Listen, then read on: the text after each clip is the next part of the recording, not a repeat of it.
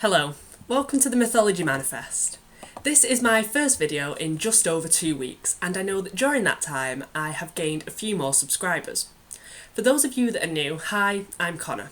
I love all kinds of mythology and I aim to use my channel to help keep classics alive and make it accessible to everyone. If you want to know more about this, please check out my very first video, which I will put a link to in the description below. For today's video, I am going to be doing a book review on a book that I recently read. It's called 1,000 Ships and it was written by Natalie Haynes. I don't think that there are going to be any spoilers in this video, as the events of this book have been told in history, books and films many times in the past, but definitely not in the same incredible style as this. The opinions that I express in this video are purely mine. I hope you enjoy. So, 1,000 Ships is a retelling of the Trojan War from the point of view of the women involved or connected somehow to the war. This book covers all of the key parts of the Trojan War, including but not limited to the Golden Apple and the plague on the Greek camp. Not only does Natalie Haynes cover the events of the Iliad, which is the largest source of information on the Trojan War that we have, she also covers the aftermath of the war, including what happens to the Trojan women, who spend most of their time in this book in a Greek prisoner camp, thinking about past events. We read about the adventures of Odysseus from the Odyssey through the character of Penelope and her letters to her husband, and we are told of the murder of Agamemnon by Clytemnestra and the beginning of the Aeneid by Creusa. This book covers so many myths and legends in great detail, but without being overpowering with information or too vague. As I said, the book is told from the point of view of the women involved or connected to the Trojan War. This does not mean, however, just the main characters, such as Helen.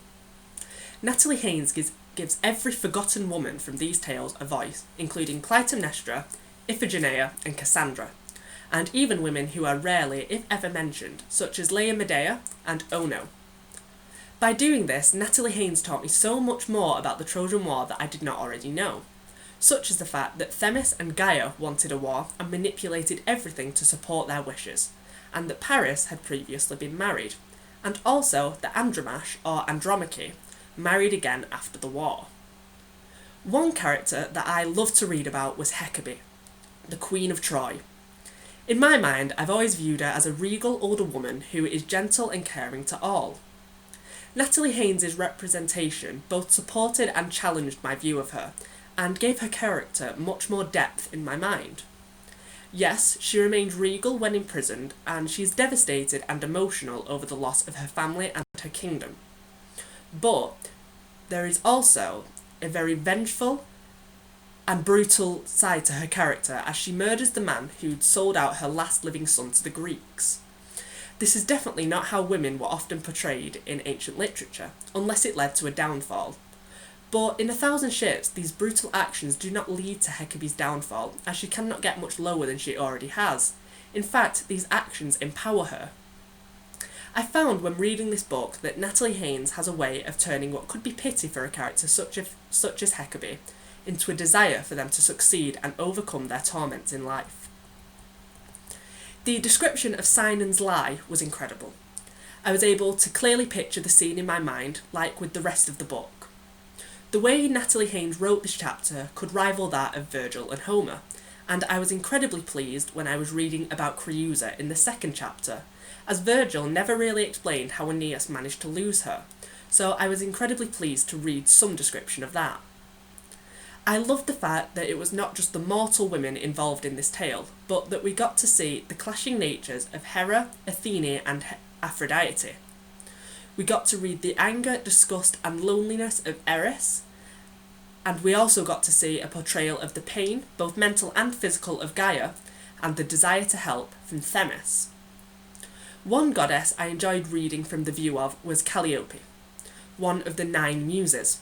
I thought it was incredibly clever that Natalie Haynes used Homer's quote of "Sing, Muse, the anger of Achilles" to personify a character in first person to narrate what she thought of Homer and Virgil as they wrote their epic poems. Natalie Haynes has a way with words in the same way that Penelope had a way with the loom. Every intricate detail is written perfectly so that it creates a clear image in the mind of the reader. I would definitely encourage any fan of classics and mythology to read this book, as it is incredibly interesting and not a choice that you will regret. Natalie Haynes has written more books, including one called The Children of Jocasta, which is a retelling of Oedipus and Antigone, and another called The Amber Fury, which I will definitely be giving a read. Her next book, Pandora'S Jar, is expected in October, so I await that excitedly. And she recently announced that she will be doing books on Medusa and my personal favourite character from all mythology, Medea. She also has a BBC Radio 4 slot called Standing Up for the Classics, which has just finished its 6th season, and is on BBC Sounds at the moment, where she talks about mythological and historical figures with immense passion. I would definitely recommend that as well. People like Natalie Haynes are constantly trying to keep classics alive. If you have read or listened to any of Natalie Haynes' work, please let me know in the comments what you thought. I hope you enjoyed this video and that I have persuaded you to read 1,000 Ships. If you did, then please like, comment or subscribe. If you wish, you could also follow this channel's Twitter, which there is a link to in the description below. I have done videos on the Trojan War and the Golden Apple, so feel free to check those out if you'd like to. Let's keep classics alive. I will see you next time on the Mythology Manifest.